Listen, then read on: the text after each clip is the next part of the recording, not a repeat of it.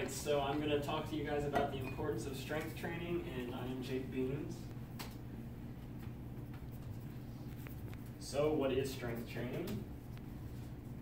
From dictionary definition, it is a system of physical conditioning in which muscles are exercised by being worked against an opposing force to increase strength. So you're just working against a weight. And then there's different forms of exercise. You can do free weights, which are barbells or dumbbells. You can use machines, which are just fixed motion. And then you can use bands, like a resistance band, like something like this. You can do all kinds of things with this. You could actually help stretch, warm up with this too. And then there's body weight. And then you can also combine some of them, like you can combine bands and body weight. If body weight's too easy, just slap on a resistance band. And also, if you get into more complex stuff with weights, you can put bands on, like when you're doing squats, so it's lighter when you're going down and then heavier coming up. Helps with explosion and stuff like that.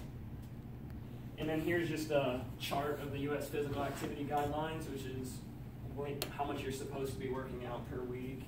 And for adults 18 to 64, 150 minutes of moderate intensity per week and 75 minutes of vigorous. And then also you should be doing resistance training at least twice a week, full body. And in older adults, it's the same requirements, but some you might not be able to make that. You just do what you can. And in children, 60 minutes every day of physical activity, moderate or vigorous. At least 3 days a week it should be vigorous though. And then also muscle strengthening and bone strengthening, at least 3 days per week. So why is strength training important? There's many benefits. Physical, we'll start with. There's also psychological benefits. But one of the main ones, it improves your metabolism, which we'll talk more about each of these a little bit later on, so I'm just going to go through them. Everyday life is easier. Decreased risk of many different diseases. And also one that a lot of people forget about that's pretty important is increased bone density. That's especially important when you're aging. Then psychological benefits. It decreases your anxiety and depression. That's a big one. Also improves your self-esteem, makes you feel better about yourself. And decreased stress. But a lot of people work out just because it's a good stress reliever. They don't really, they care about it, but it's not their main goal, the health benefits. So what is metabolism? This came straight from the dictionary as well.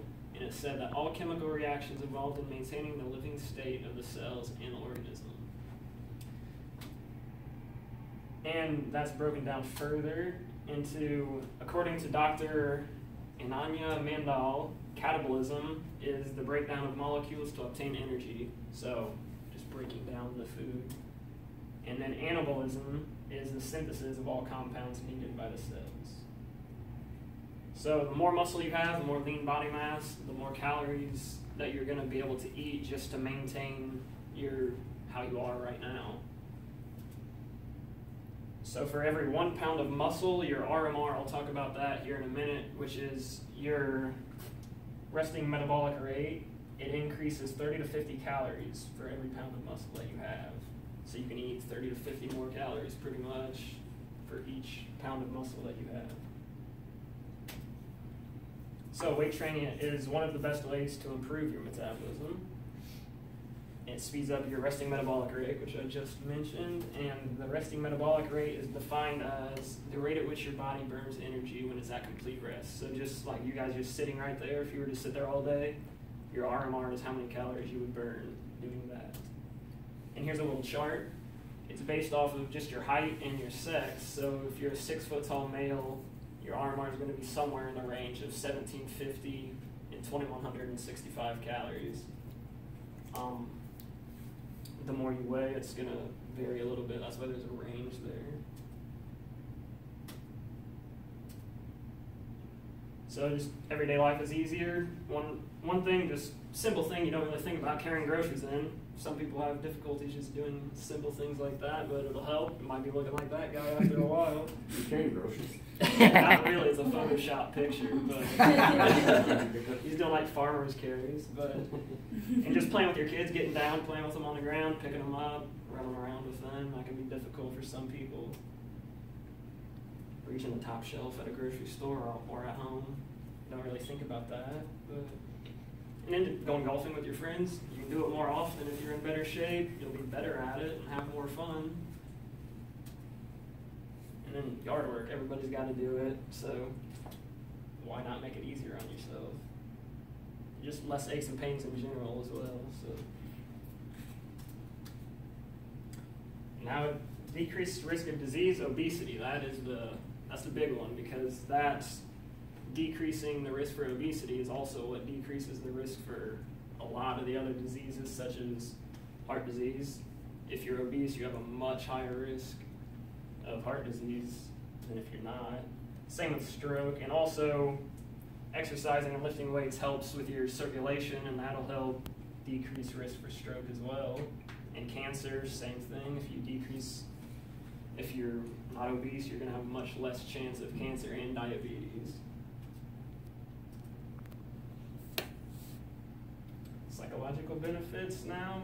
So lifting weights releases endorphins, which is a hormone, and that's like, if you've ever heard somebody say they have a runner's high after running, that's due to that.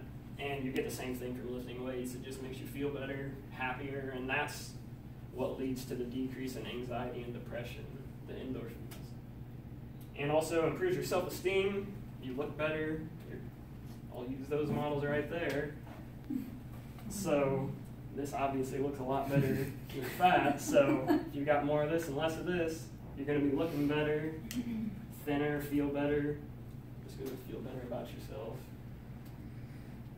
And also just gives your brain a break. Get in the gym a few hours a week, just think about nothing else but lifting weights. Also improves your sleep. If you're in the gym working really hard, you're going to sleep like a baby at night. And stress relief, norepinephrine, which is another hormone that lifting weights releases that. And you have higher levels of that, it's going to decrease your stress levels. Bone density now. So weight-bearing exercise results in an increase in bone density, and sedentary lifestyle equals a decrease, because just like muscles, if you're not using them, they're going to start wasting away. And you don't really think about using your bones when you're working out necessarily, because you're working your muscles, but your bones are stabilizing everything, and if you have weak bones, you're not going to be able to do as much. And osteoporosis is the result of low bone density. And with osteoporosis, you're much more susceptible to fractures, specifically the hip, spine, and wrist. The hip's a big one, especially in an older population too. There's 1.5 million fractures annually of people 50 plus in the US. And I didn't include this in the presentation, but I read somewhere that the percentage of people that break a hip, they go on to die that same year. It's an insane percentage, like 80% or something like that. So if you can decrease the chances of that, then why not? So just some basics of strength training now. I'll talk about some different exercise types. There's dynamic exercise, which just involves movement of a joint and stuff. And then there's static, which your muscles are still contracting, but you're not doing anything. So like, if you were to go and just push on this wall as hard as you can, push on a fixed object, your muscles are still firing, but your joints aren't moving. So that can be further broken down into two different types. There's compound movements, which work multiple muscles because multiple joint angles are moving. So like a bench press, that would be your shoulder joint and your elbow joint are both moving. And then there's isolation, which is just one joint working one muscle, so like a bicep curl.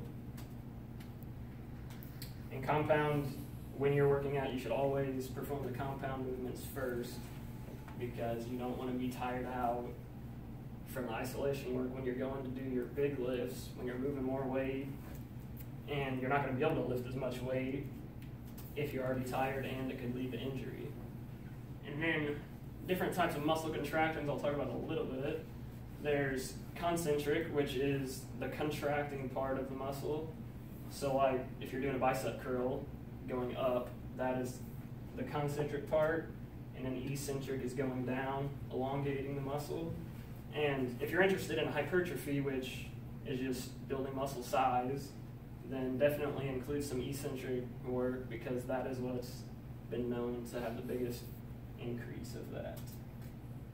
And then there's isometrics, which is no movement, like you're fixed, like a plank, something like that. So some different exercise examples now.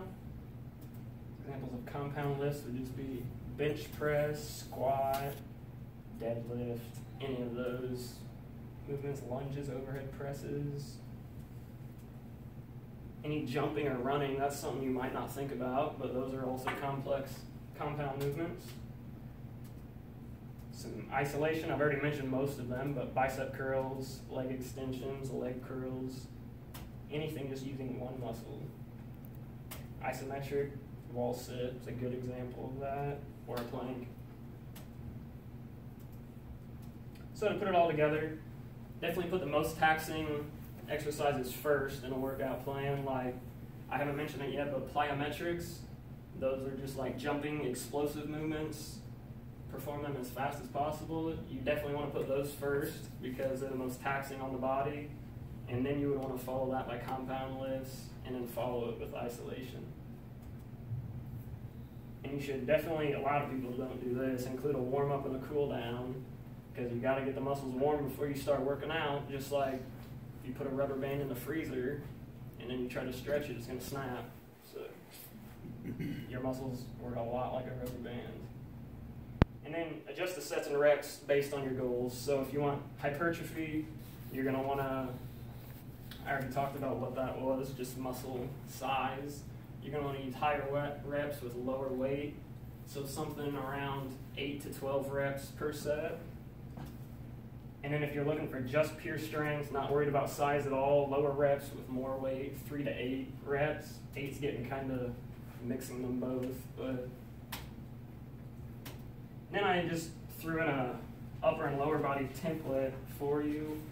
I printed some off too that you guys can have. So you're going to want to start with a warm-up. Like I mentioned, that can be anything, running, do some jump rope, and then a lot of people like to start with, like if you're doing a bench press, you just start with the bar and then slowly add weight until you work up to your working weight. And then follow with a plyometric or an explosive movement. I just put an example of a box jump, 4 sets of 4. You can do any plyometric type exercise, and then follow that with a strength movement, such as deadlift, squat, anything like that. 3 sets of 5 to 8, and I'll explain the rep range a little bit. So like, in order to get stronger, you've got a progressive overload is the term they use, which you just have to progressively overload your muscles for them to get stronger. So say you you squat 225, you do that until you can do 3 sets of 8. Like you can only do 3 sets of 5. You do that same weight until you can get 3 sets of 8, and then once you get 3 sets of 8, you add a little bit of weight and you just keep going that way. It's an easy way to progress. And then a unilateral movement, which is just like one leg or one arm rather than both, which would be like a lunge, step up, anything like that. 3 sets of 8 to 10. And then posterior chain, which is the back, like your butt, hamstrings, calves, lower back.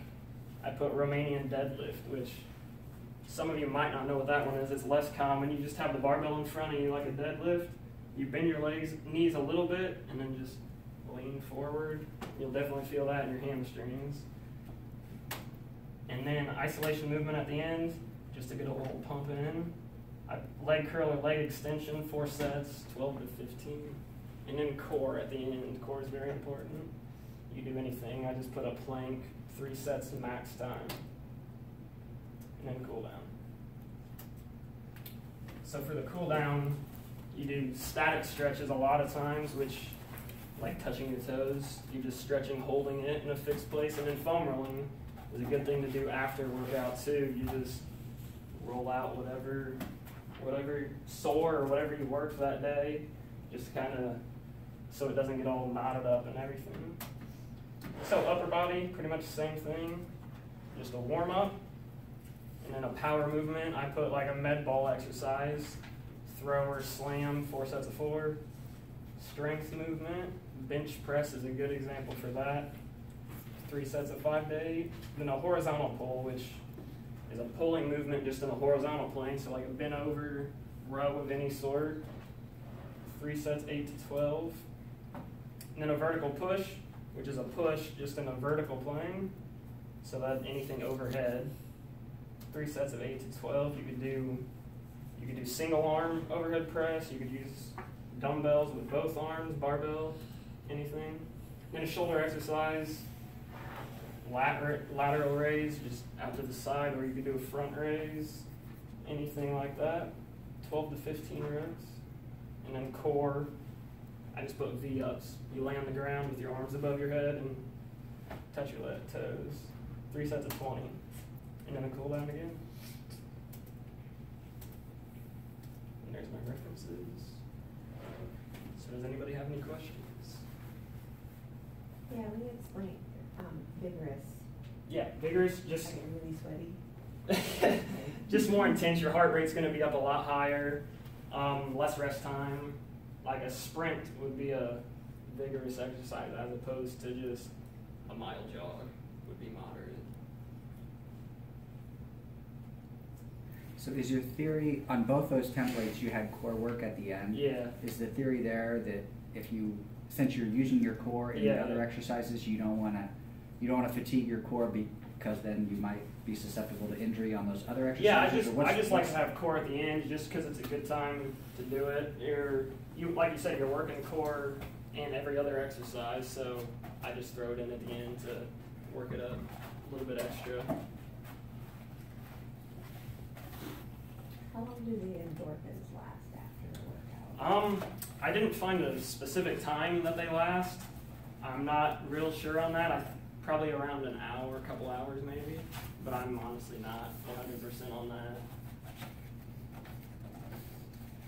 And then what does bone density mean? Bone density, that's What makes it dense? just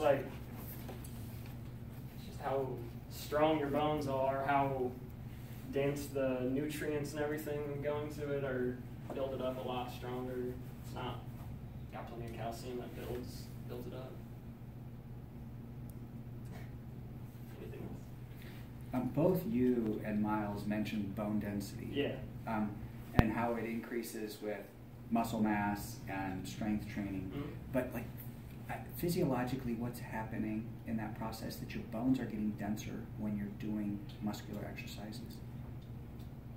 Like That's probably a question more for Dr. D. Because I mean, you hear that all the time, Yeah. right? But it's just like I can't wrap my mind around that. Like, well, how does that happen? Why does that happen?